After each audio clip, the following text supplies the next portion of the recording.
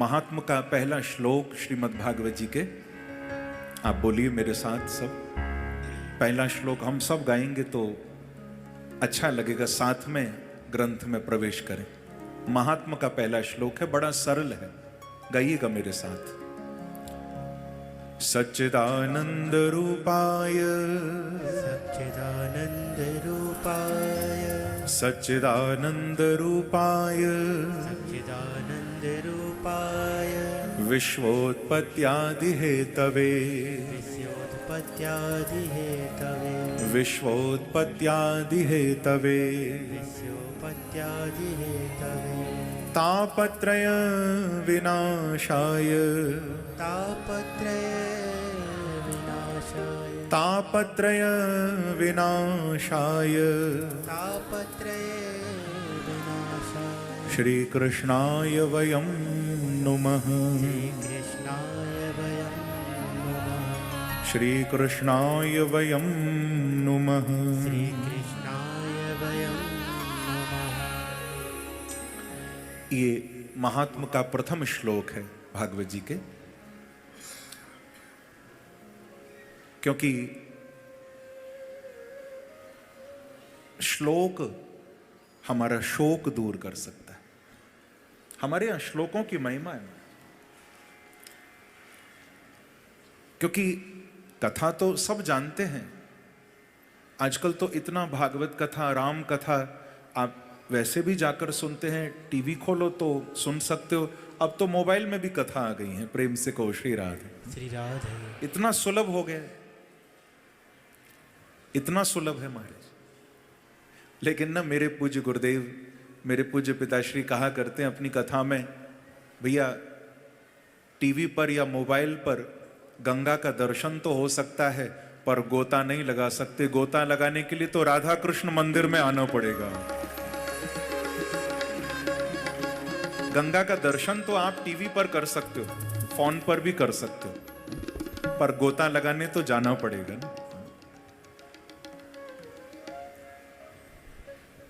तो वैसे कथा इतना सुलभ हो गई है, परंतु फिर भी हम लोग जब कथा में बैठे तो उस कथा की ही महिमा है भैया, जिसमें श्लोक भी गाए जाएं और क्रम से श्रीमद् भागवत के प्रसंगों को सुनाया जाए। कथा वही सफल है, प्रवचन अलग है। अगर भागवत प्रवचन हो रहा है तो आप कुछ भी सुनाओ, भागवत का कोई भी प्रसंग ले लो, कोई भी कथा ले लो, कहीं से भी सुनाने लग जाओ, कोई दिक्कत नहीं।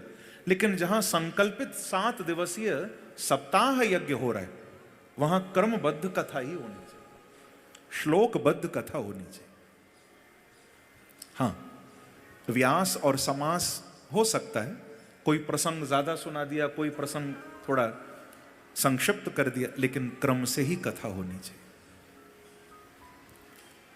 और मैं भी, जैसा कि आप जानते ही हैं भैया, मुझे तो भागवत का कोई ऐसा न मेरा स्वाध्याय है न कोई अध्ययन है। ये तो अनंत नृपति स्वामी श्री हरिदास जी महाराज की वंश परंपरा में इस शरीर का जन्म हो गया, और अपनी परंपरा में मैं 7वीं पीढ़ी पर भागवत कथा गा रहा हूं, बस उसी का प्रभाव। नहीं तो मेरा कोई न स्वाध्याय है न कोई मेरा परिश्रम है। मेरे पूज्य गुरुदेव से जो प्रसाद मुझे मिला है, मैं वही बांट रहा हूं। तो भागवत के श्लोक, जैसे हमने अभी महात्मा का ये प्रथम श्लोक गाया, इन श्लोकों की बड़ी महिमा है, क्योंकि लिखा हुआ है कि वल्लभी भीर विराजते। स्कंद पुराण में लिखा है, वहां भी जब भागवत का महात्म्य सुनाया गया तो कहा कि भागवत के एक एक श्लोक में अकेले बांके बिहारी नहीं बैठे, वल्लभी भीर विराजते। भागवत के एक एक श्लोक में अकेले बांके बिहारी नहीं हैं, ठाकुर जी के साथ राधा रानी भी बैठी हुई है। वल्लभी भीर विराजते, एक एक श्लोक में मेरे युगल सरकार, मेरे राधा कृष्ण बैठे। बोला राधा कृष्ण भगवान की जय। ठाकुर युगल रूप में विराजमान है। प्रथम श्लोक में सच्चिदानंद भगवान की वंदना की, जो सत भी हैं, चित भी हैं और आनंद मूर्ति हैं। विश्वोत्पत्त्यादि हेतवे, सारे विश्व की उत्पत्ति, पालन और प्रलय भी ये तीनों जिनके हाथ में हैं। बनाने वाले भी वही हैं, चलाने वाले भी वही हैं और अंत में समेटने वाले भी वही हैं।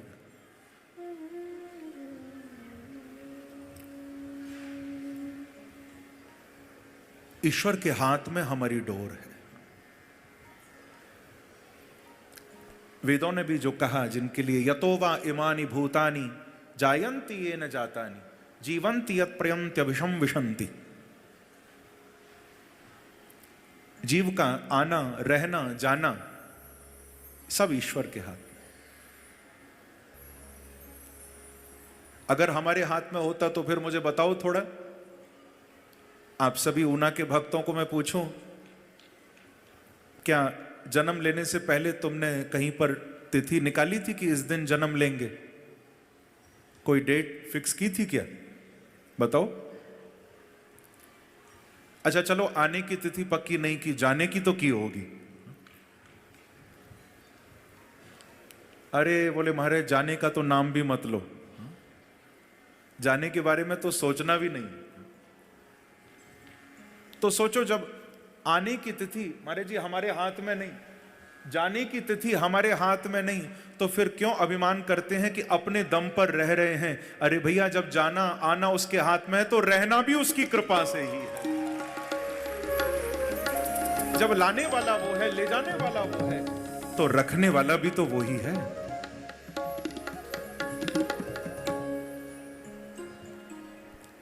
एक प्रसंग आता है ना, आपने सुना होगा,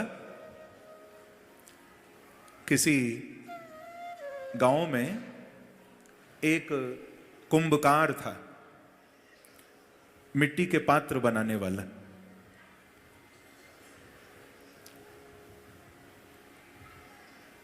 उस कुंभकार ने भगवान शिव का बड़ा पूजन अर्चन किया। भगवान भोलेनाथ उसकी भक्ति से प्रसन्न हुए, क्योंकि आशुतोष है ना। बोले बाबा उसकी भक्ति से प्रसन्न हुए और प्रकट होकर दर्शन दिया। बोलो शंकर भगवान की जय। महादेव ने प्रकट होकर दर्शन दिया और कहा, बेटा तेरी अर्चना पूजन से मैं प्रसन्न हूं, वरम ब्रूहि, वरम ब्रूहि, बेटा वरदान मांग, वरदान मांग। तो कहा कि हे महादेव, मेरे जीवन का एक ही कष्ट है। हाँ हाँ बेटा बोल, सारा कष्ट दूर करूंगा, क्या चाहिए बता ना।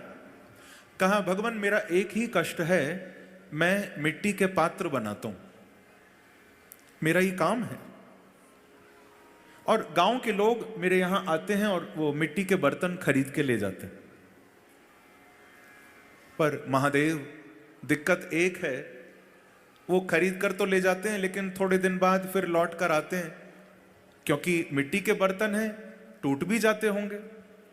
तो वो गांव के लोग आते हैं और वो टूटे बर्तन दुकान में फेंक कर मुझे गालियां देते हैं, कैसे बर्तन बनाता है, हमारे तो बर्तन टूट जाते हैं जल्दी, तू हमको लूटता है, हमारे साथ ठगी करता है, ऐसा कह के ना बर्तन फेंक के जाते। महादेव अगर कृपा करो तो कुछ ऐसा वरदान दे दो कि मेरे बर्तन टूटने ही बंद हो जाए।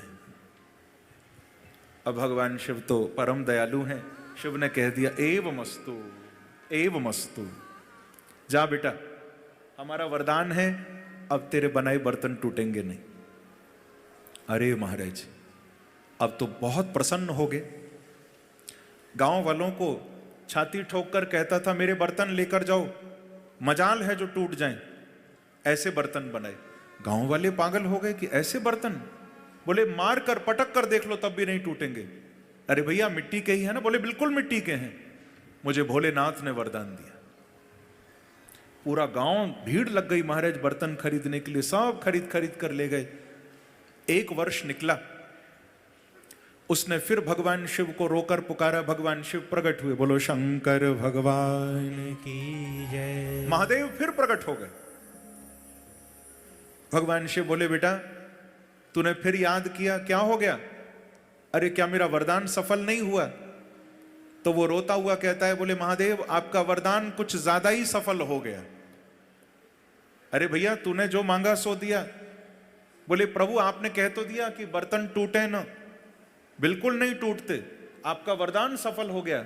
लेकिन अब दिक्कत ये आ गई है कि अब तो मेरे भूखे मरने की नौबत आ गई। जो खरीद के ले गए वो दोबारा खरीदने नहीं आते महाराज, दुकान ही बंद हो गई मेरी, क्योंकि बर्तन टूटते नहीं तो लेने कौन आएगा फिर? तो महादेव मैं गांव वालों की गालियां खा लूंगा, मुझे वही वापस उसी स्थिति में ले जाओ। बर्तन भले टूटे मेरे, पर भूखा तो नहीं मरूंगा, गाली खा लूंगा, वापस ले लो वरदान।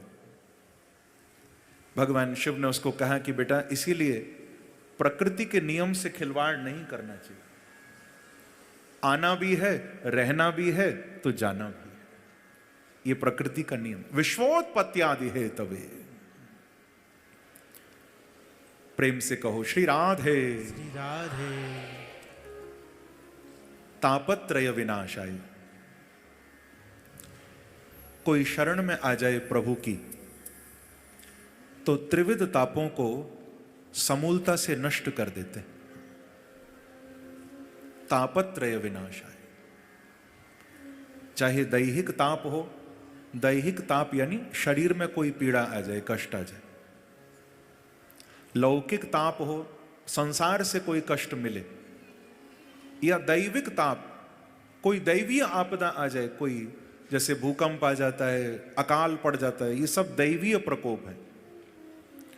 तो भागवतकार कह रहे हैं कि भैया चाहे शारीरिक पीड़ा हो, संसार से मिलने वाला कष्ट हो, या कोई प्राकृतिक आपदा हो, दैवीय आपदा हो, बोले जो एक बार मेरे ठाकुर के चरणों में आकर समर्पित हो जाता है, मेरे प्रभु उसको पाप से नहीं बचाते। पाप तो हम कर लेते हैं, दिक्कत किससे है? बोले पाप का फल है ताप। पाप तो फिर भी चलो गंगा जी में गोता लगा लिया, पाप मिट जाते हैं, व्रत कर लिए पाप मिट जाते हैं, ताप नहीं मिटता महाराज। लेकिन वेद व्यास कहते हैं कि भैया प्रभु के चरणों में आओ तो पाप की तो क्या चले, मेरे बांके बिहारी जन्म जन्म के ताप भी समाप्त कर देते हैं जी।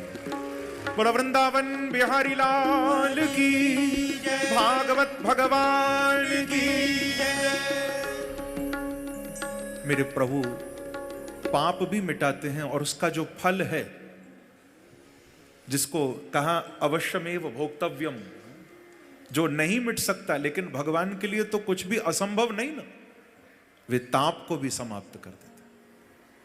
तो ऐसे उन प्रभु श्री कृष्ण के चरणों में वयम नुमः हम सब बारंबार प्रणाम करें, वंदन करें।